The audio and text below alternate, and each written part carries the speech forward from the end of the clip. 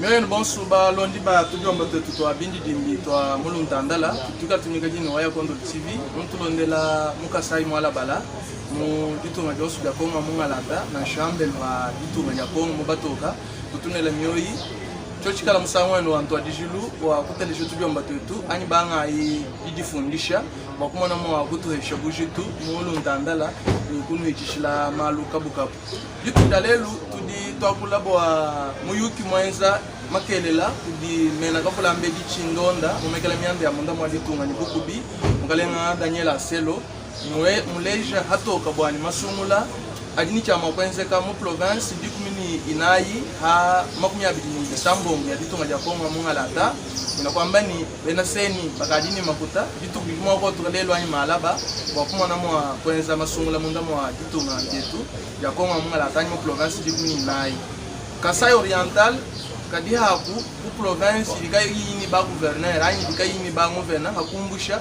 bamana kututa gouverneur wakala kabongo mutuhomo tujini mamu mukala wenza midimu ya chimpi tubi akula ditu ya lelo mukalenga medar kangolongo udi mwene chidi ni mutachwa mianda mukali chen tusumbu na to amle tusumbu chen tusumbu kai ni udu tampanda ngani medar kangolongo weto mukalenga journalist bantu sombela bakumanya sombela wakula mene mu mobulu wa dingal ni mani mbol dugu tin sa tibi mwana ka sai dishibukola bamubi mubiji mwaka na mena mema nji mwana ka sai kwa mbibanga udino wadi cha de pere de mer naishi tatu ni maubonso bena ka sai mawani mkwanga wandika tatwani mukamufa kwa nsumpi chibali etu si Chibana sasa mtu akuichi wakao no baya ni bwana tutetu tulanda tosho tongo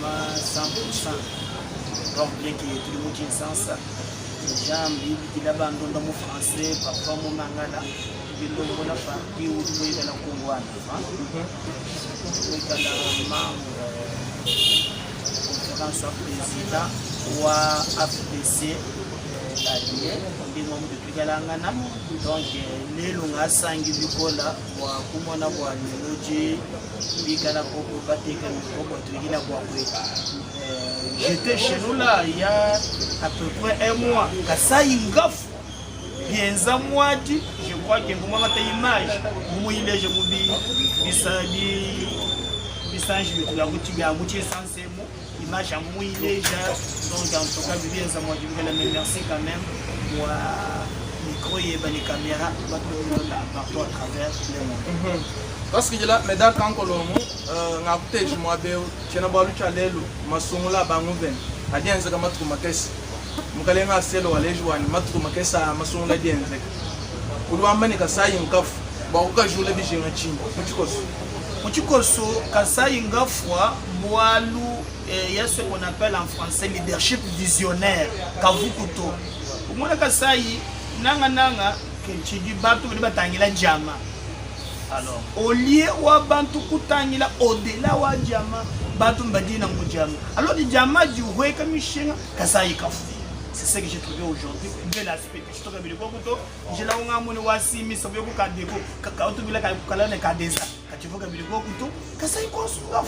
Maintenant, pour te l'élévation orientale, il nous faut leadership visionnaire, c'est-à-dire muntu di kay kabidi mu malu ajamato, muntu di umona province, mu développer un manager. Pour le moment c'est pourquoi toi n'atteignez du ma candidature avec une officielle dans le niveau de la fédération de la fait du ma candidature mais même tu te ma sentiment même tu malo tout droit alors n'atteignez du ma candidature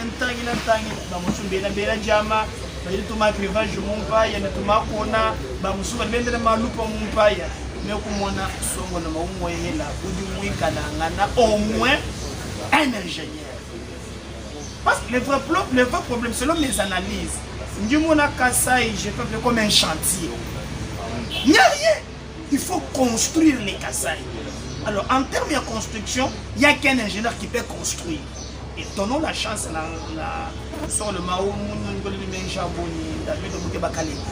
donc même tu tournes la maille au Canada, même du direct, c'est le seul ingénieur qui peut construire. C'est pas quoi bien Jama. Donc bagabele tu bien Jama, pas mba politicien. Tant que moi or le Kassai n'a pas besoin de prochainement la politicien. Le Kassai, quand il tout cas tout hein, tu ibaka Kassai. On dit ibaka ingénieur alors tu vas que du combat na ibaka Kassai. Tu peux toucher pas nier comment ibaka Kassai nchini. Bol bakandi damba bungu. Comment nier to. Bako badini Jama, bako badini malupo mumpai. Bako badini malo achibwe bweni mako na mumitu ya. Oni Jama kadina makolombola Kassai. Kono mani mo Kassai makolombola Kassai. Penya mulongo kunta pour quel résultat. Même on Kassai konsungafo. Tu vas débattre c'est ba Jama tête. Kassai a dit chantier. Alors il faut un bâtisseur. Wambini tu ndesha mshingani. Papa wa. We mulo mune nous mona gwani midi mwabe ovuya masanjo. Musanjo comme toi obliga l'impliquer mukati. Mais seulement conseil principal chef de l'état malo anje. On mona chuma dossier oh oui waye campagne donc kiboko ndi kutanda mbuto. La plupart baba tellement dossier bon so bena bianza bin. Alors tout parce que on est passé par kwetu meni muche sansa leo kwetu na shoba kwa ambassadeur kwa jana kwetu hanga tuluku kwetu kumujila muachi ma biso jibimpwe goyeka ba chini wasanga ndinganye mena jitunga difwa papa wana ngai mfika kote umvu mema mulonga da collège Jean Paul le pape Jean Paul kakwazi kumuka tegelai bangambili ma jole misangu bidigungo bantu bakadi benze bantu bifanye bya bantu bya bantu et vous savez on ne peut jamais parler de développement s'il n'y a pas les infrastructures et au moins chez nous ça nous demande tout le monde a infrastructure les routes à dessert agricole ça demande des ingénieurs il n'y a même pas de débat. Même toi le président même un message on a un président du Coulondo demande le message Kassai oriental Kassai oriental on dit le besoin ingénieur le seul ingénieur qui peut construire Kassai même d'ailleurs tout le monde a parfois je me suis intéressé les Kalenga ayiba Kassai ingénieur bena Jama bindila tukale belankila hein nituka ba muchanga ni balo kututa kwa ni batuta kubinjima bako ni batuta kushikwa mayo kono kuchuluni mtu elankila ni ma drak beza Jama pour le moment on a besoin d'un bâtisseur pour baka Kassai ni moja bya mokeba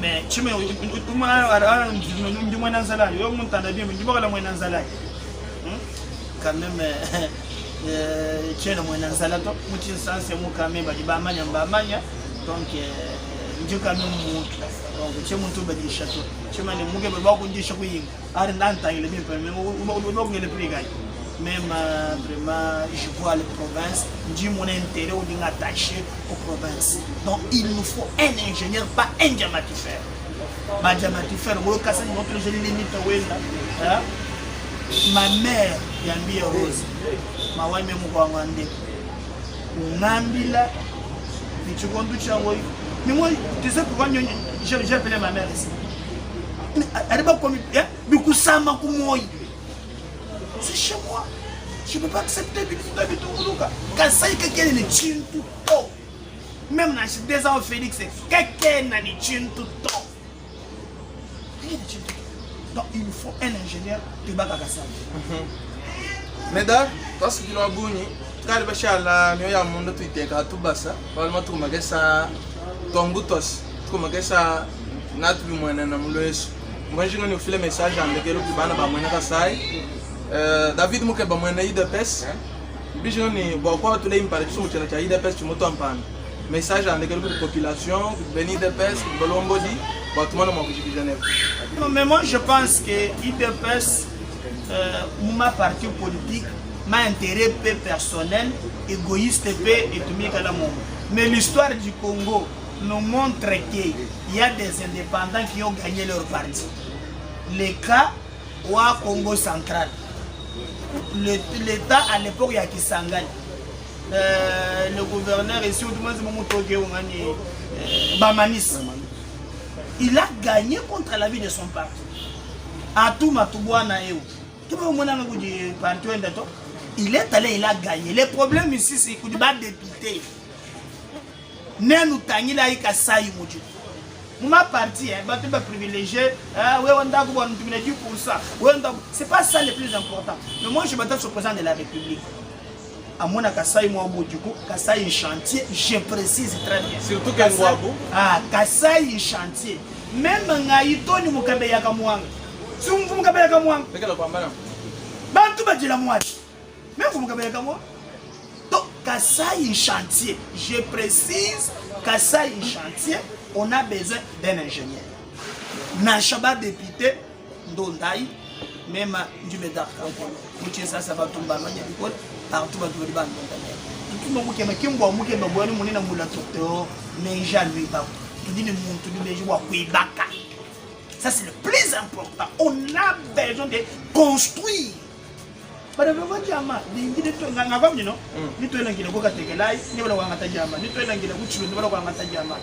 message soutenir moi même chez moi, papa, beaucoup de bombages. Adindeka utuluka, mon atomka, on à partir de l'amour. Vous ne m'avez pas dit que vous êtes rien comme je m'aille. Vous n'avez pas dit que vous êtes Tuluka. Eh, vous êtes sensani, vous n'avez pas tout le monde, vous êtes sensani. Vous n'avez pas tout le monde. Biso, je bin poué. Vous n'avez pas quoi aéroport, conteneur, et tu bis à Dubaï. Et vous sommes on a besoin de nous modèles médard nous modèles comme David Longo la saya kumba utombo tombo kanda muko modèles ino ingilo 5 ans mandat ma élection quoi. Le problème est que moi ne faut pas David comme individu. Parlez-moi de David des idées qu'il porte, casquette naïe. Ce n'est pas David Moukeba, non. Je parle d'un ingénieur. Je ne sais pas, nous ne pouvons pas dire, mais tu vas me dire de bien de bien, oh, Kalala, tu même Manji Maloua, les idées. Je sais pas si tu me portes. Un ingénieur qui vit au Kassaï.